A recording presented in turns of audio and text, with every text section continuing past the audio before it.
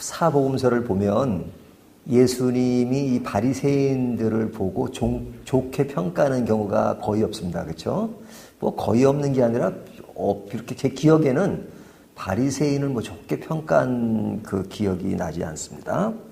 자, 예수님이 그렇게 평가하셨다 그래서 그 당시 사람들이 예수님이 평가한 것처럼 평가한 것은 아닙니다.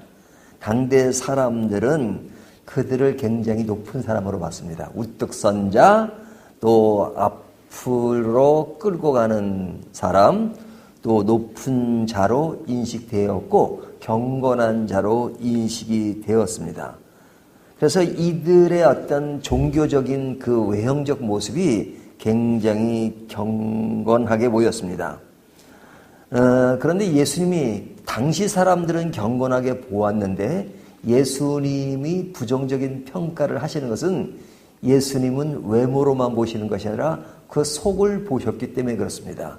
그 속을 들여다보니까 그렇게 깨끗한 사람이 아니에요. 왜 깨끗하지 않았느냐? 메시아를 몰라보니까. 하나님을 잘 믿는 것처럼 말하지만 그러나 그들에게 마음속에는 자기의 욕심으로 가득 차 있는 것을 보셨기 때문에 겉은 좀 화려해 보일지 모르지만 속은 아니었다 그럽니다. 그런데 그들의 모습이 외형적으로 어떤 것을 꾸미고 살았는가 하는 것이 오늘 본문에 간접적으로 표현되어 있습니다.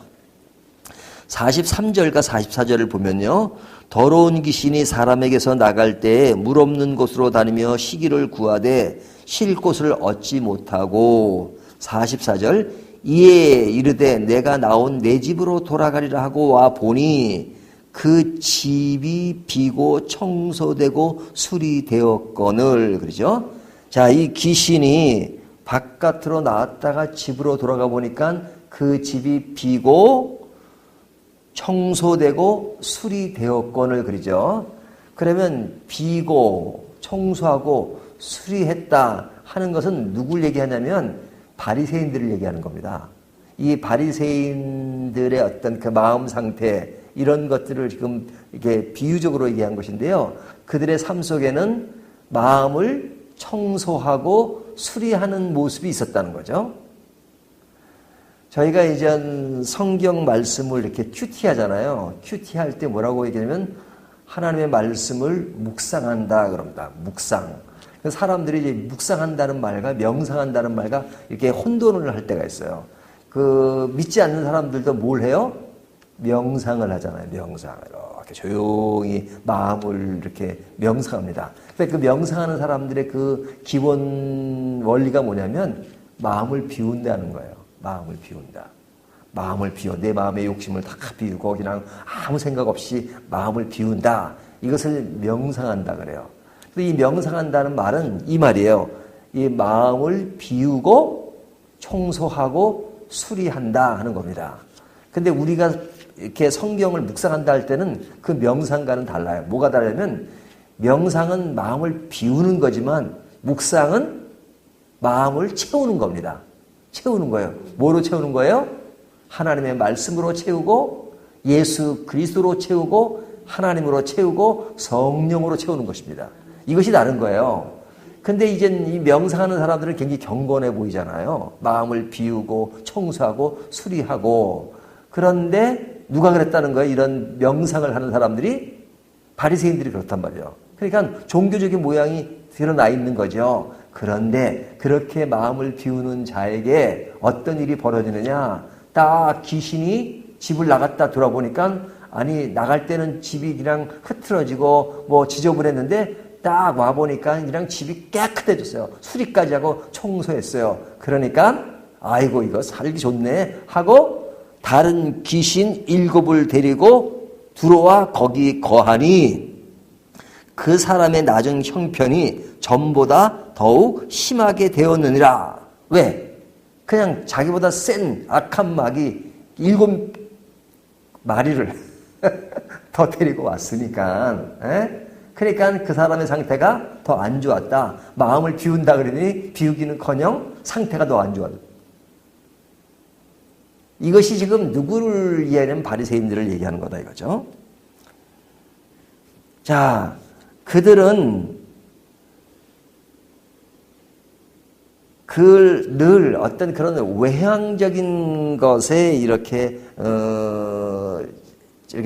뭘까 꾸미고 사는 것이 그들의 어떤 종교적인 행위였단 말이죠. 그러니까 그들이 근본적인 어떤 핵심을 놓치고 외형적인 종교성을 꾸미다 보니까 그들에게 어떤 것이 나타나느냐. 우리가 전의 말씀처럼 예수님을 뭐라 그래요? 능력을 행하시는 예수님을 보고 바알세부를 힘입어서 그 능력을 행한다. 그러니까 예수님을 귀신으로 보는 거죠. 귀신으로 본단 말이죠. 그게 왜 그러냐? 종교성이 있는 사람인데도 불구하고 왜 그래요? 속에 들은 것이 없으니까. 아주 본질적인 핵심이 들어있지 않으니까. 근데 오늘 본문에 보면요. 조금 다른 면이 나요. 예수님을 귀신까지는 보지 않지만 다른 바리새인은 어떻게 보냐면 예수님을 보면서 하는 말이 그러면 뭐 자기들 표현이 이런 거죠. 뭐 본인이 뭐 능력도 행하고 뭐 그런다 그러면 하나님의 아들이라는 얘기인데 그러면 그 하나님의 아들이라고 하는 또 신이라고 하는 그런 표적을 보여라. 증거를 대라 하는 거잖아요. 앞에 보면 30절 그때 서기관과 바리새인 중 몇 사람이 말하되 선생님이요 우리에게 표적을 보여주시기를 원하나이다. 이것은 앞에 귀신이라고 하는 사람보다 나아요. 하지만 사실은 별 차이는 없어요. 하는 말이 이게 좀 풀어서 얘기하면 그런 겁니다. 그래요? 그러면 표적을 보여주시오. 증거를 내시오. 본인이 그렇게 대단한 분인지를 표적을 보여주세요. 그러잖아요. 겉으로는 아주 경건한 사람이니까 선생님 표적을 보여주십시오. 그렇게 표현을 하죠. 하지만 속 내용은 똑같단 말이죠. 그러니까 그와 같이 속이 없이 겉만 번지르만 이런 사람들에 대해서 예수님이 어떻게 대답하시는가 하는 내용이 오늘 본문에 나오는 겁니다. 39절 예수께서 대답하여 이르시되 악하고 음란한 세대가 표적을 구하나. 악하고 음란한 세대예요. 그들에 대한 어떤 평가란 말이죠. 악하고 음란하다. 근데 너희들이 표적을 구해? 표적을 찾아? 그래. 너희가 표적을 찾는다면 내가 알려줄게 하면서 뒤에 하시는 말씀이 내가 너희에게 보일 표적은 요나의 표적밖에는 보일 표적이 없느니라. 이렇게 39절에 말씀하잖아요. 요나의 표적. 요나의 표적이 뭐예요? 요나서 2장에 보면 요나가 불순종하고 도망가다가 결국은 바다로 빠지게 되고 빠졌을 때 큰 물고기가 요나를 삼키잖아요. 그래서 요나가 3일 3야를 물고기 뱃속에 있느니라 그 얘기를 하시는 겁니다. 주님께서 요나가 물고기 배에 있었던 것처럼 예수님은 3일 동안 어디에 계세요?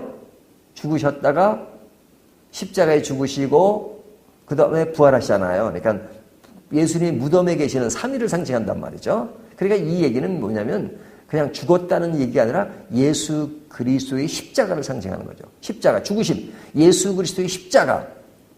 내가 너희에게 보일 표적은 십자가 표적밖에 보일 것이 없다. 십자가. 십자가가 가장 중요하다 하는 이야기를 하는 겁니다. 하지만 십자가의 의미를 알지 못하는 사람들은 그냥 분간을 못해요. 그러니까 귀신이라 그리고 표적을 구하라 그러죠. 그러면서 하시는 말씀이 42절 심판 때의 남방 여왕이 일어나 이 세대 사람을 정죄하리니. 자, 남방 여왕, 이 사람이 정죄한다. 심판할 때 정죄하는 이유가 뭐냐? 이는 그가 솔로몬의 지혜로운 말을 들으려고 땅 끝에서 왔음이거니와 솔로몬보다 더 큰 이가 여기 있느니라. 자, 그 당시에 지혜를 구하기 위해서 먼 나라를 온 여인이 있는데 그 사람이 시대를 구분한 거잖아요. 시대를 구분하고 자기 나라를 위해서 이디오피아 가면요. 지금도 이 여인이 솔로몬의 그 여인이었다고 막 그렇게 얘기하고 그걸 굉장히 지금 그 왕들이 그 후예라고 이렇게 얘기한대요. 그러니까 그 어떤 시대를 분간한 거죠. 우리 나라가 잘 살려면 솔로몬의 지혜를 구해야 된다. 그래서 먼 나라에 시바 여왕이 온 거잖아요. 그러니까 이게 상징적으로 얘기한 거죠. 그 당시 시대를 분간하기 위해서 그런 노력을 했는데 너희들은 그런 것이 없다. 그래서 고작 하는 것이 증거를 대라 하는 것에 대한 질책을 하는 겁니다. 자, 여기에서 이들이 표적을 구하라 그러는데 이 표적에 대한 말씀은 제가 여러 번 말씀을 드렸습니다. 자, 표적과 기적은 다른 것입니다. 표적은 굉장히 범위가 넓어요. 표적 안에 기적이 있는 겁니다.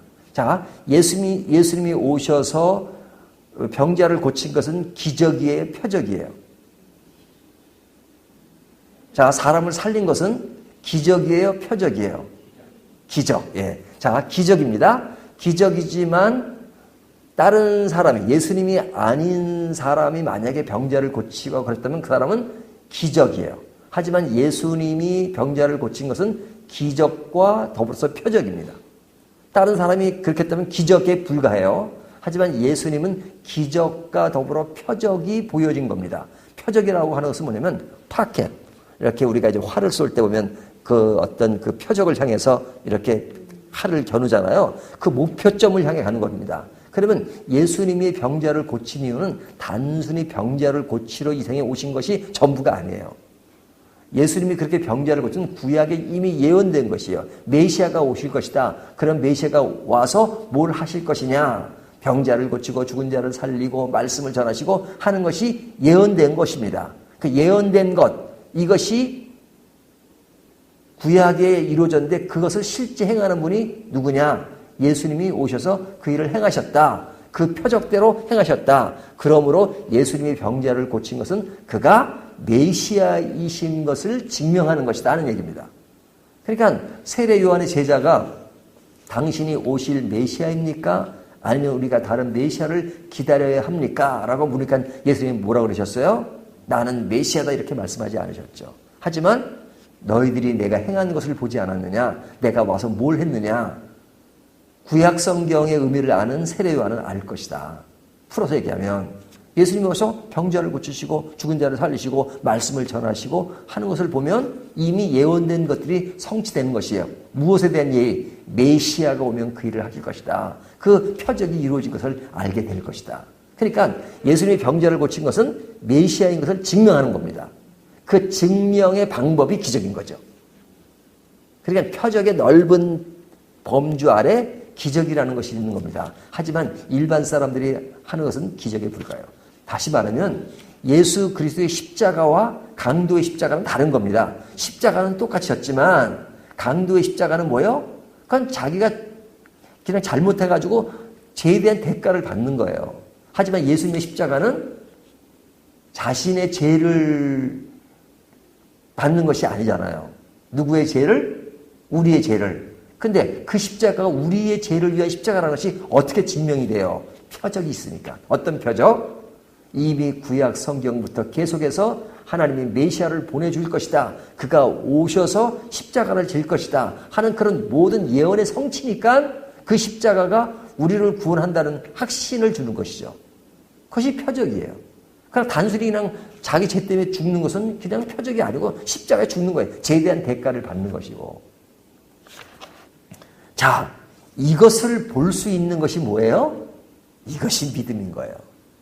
신앙인 거고. 그러니까 신앙이라고 하는 것은 다른 게 아닙니다. 십자가를 보는 겁니다. 십자가를. 그리고 십자가를 진 메시아 예수 그리스도를 보는 것입니다. 근데 그들은 그걸 보지 못하니까 그냥 뭐 외적인 경건은 있어요. 자기 집을 청소하고 수리하는 건 있어요. 하지만 그걸 보지 못하니까 예수님을 뭐로 봐요? 귀신으로 보고. 그리고 고작 하는 것이 표적을 좀 보여주시오. 그런 소리밖에 못해요. 그리고 그 뒤에 나오는 내용이 뭐냐면 46절부터 50절까지 내용이 뭐냐면 예수님이 계실 때 그 옆에 동생과 어머니가 와 있습니다. 근데 그 사람들은 뭐 그 나라 단체 작으니까 다 알아요. 예수님의 가정이 어떤 것인지. 그러니까 당신의 어머니와 동생들이 와 있습니다. 이것은 누가 하는 얘기예요? 바리새인들이? 예수님이 어떤 외적 형편을 가지고 얘기하는 겁니다. 당신 별 볼 일 없는 집안이잖아. 뭐 그 얘기하는 겁니다. 그러니까 그들이 뭘 못 봐요? 예수 그리스도의 십자가를 못 보니까 고작 하는 것이 당신 집안이 그건데 그거밖에 못 보는 겁니다. 그러니까 예수님이 하시는 말씀이 뭐예요? 50절 누구든지 하늘에 계신 내 아버지의 뜻대로 하는 자가 내 형제요 자매요 어머니이시니라 하시더라. 자, 예수님이 자기 어머니와 동생을 비하시키는 게 아닙니다. 지금 핵심을 얘기하는, 근본을 얘기하는 겁니다. 진짜 형제와 어머니는 누구냐? 예수 그리스도의 십자가를 알고 부활의 의미를 아는 것, 구원의 의미를 아는 것, 그분이 구원의 메시아라는 것을 아는 것, 이것을 아는 자, 믿는 자가 진정 내 형제요, 또 내 어머니다 하는 말씀을 그 어머니와 비유해서 얘기하는 겁니다. 자, 오늘 말씀 정리합니다. 우리들에게 가장 중요한 것은 뭡니까? 예수 그리스도의 십자가를 보는 것, 그분이 예수 그리스도라고 하는 것을 아는 것. 그러면 정말로 우리의 인생이 굉장히 값진 것이죠. 하지만 그런 것을 모르고 외형적인 종교성만을 꾸미는 바리새인의 입장은 자기 집을 수리하고 청소는 하지만 그러나 그들의 행하는 그 모습은 뭐예요? 마치 일곱 귀신이 들러와가지고 그냥 더 사람을 더 험하게 만든 것처럼 고작 하는 것이 종교성은 띠고 있지만, 종교적인 사람이지만 예수님을 알아보지 못하는 것, 십자가를 알아못치고 어떤 외형적인 종교성만 드러내는 모습이다 하는 것이 오늘 본문이 주는 메시지의 포인트입니다. 오늘 우리가 종교인으로 가시겠습니까? 아니면 진정 예수 그리스도를 알고 구원의 의미를 아는 감격의 믿음의 길을 가겠습니까? 오늘 말씀 속에서 우리는 감격의 길을 가는 저와 여러분이 되시기를 주님의 이름으로 축원합니다.